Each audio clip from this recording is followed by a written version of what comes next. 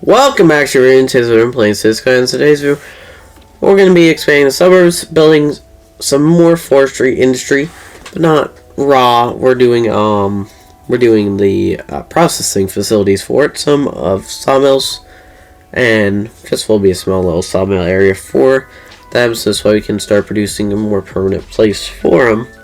I'll put it in a lot more once we actually start to get into more of a city area of this little town that we're slowly working towards. And then with these finishing touches in here, these just allowed me to finish up this whole area, and then we can obviously continue on towards this town we're working towards. I know I just said that, but then we can obviously get there, and we can get to building more proper industries with our forestry products. Then I got to work on doing high school, since we haven't done one in a while. We do also need to do some sort of medical facility here. We have missed out on those for a long while. There's none even remotely around here, so definitely will need to get that done. Then for this high school here, I just did parking, some parks around it, and then more parking. You know, the usual. And then over here is where I put in our little sawmill. So, got some parking. I put in 2 sawmills in theory in the game, put a warehouse, a store, pile timber, and then I also put in a little small log yard for raw forestry products. And then I also put it in our sawmill to continue on building up this whole area here and keeping all of these buildings all together and making a nice little complex. And I purposely made it a little bit secluded from everything else.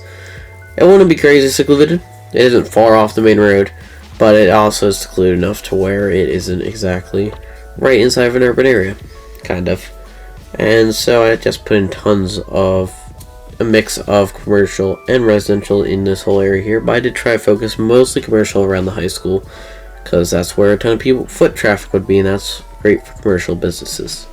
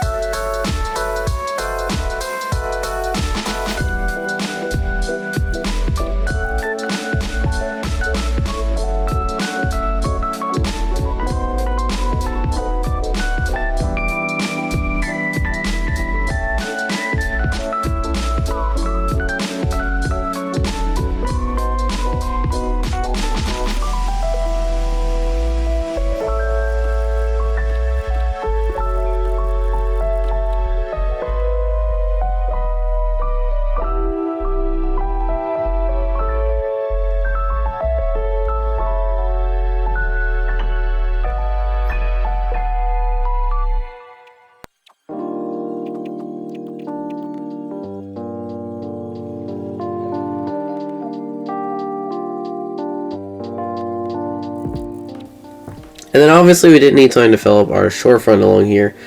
So what I did is I just put in tons of just single family homes just all along the waterfront here.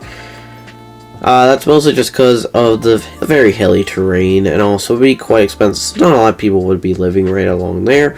More people would be living along the main road, mostly because it's more practical and also probably a lot cheaper than living down at the waterfront, but there still would be quite a few people living down near there.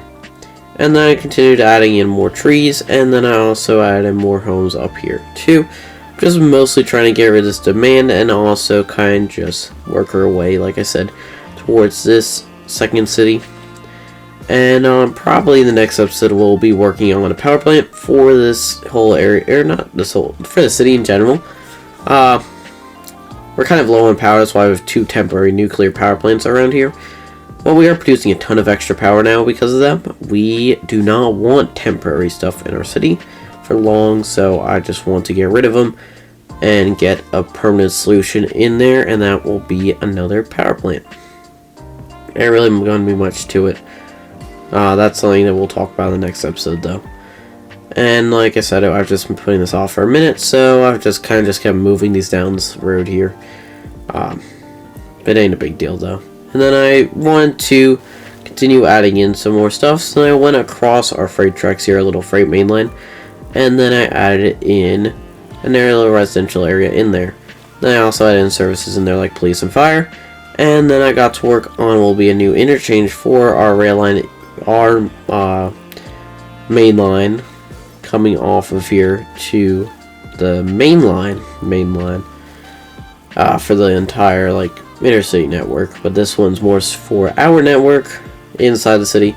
I don't want trains going in the other way, going in towards the city on this line, so I purposely made it to where they can only go this way.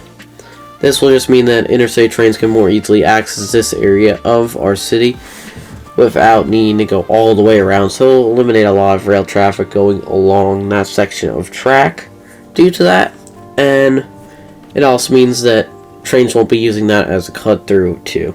And then, like I said, I did add in police and fire station. I did switch these around, which I do think that turned out a whole lot better. And then in this whole area here, pretty much put only really residential in here, but I did put in a business or two of commercial.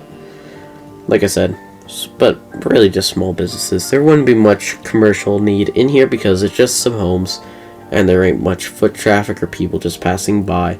So it would be not a great spot for commercial businesses. And then I just added in a grid area for more mix of low density residential and commercial.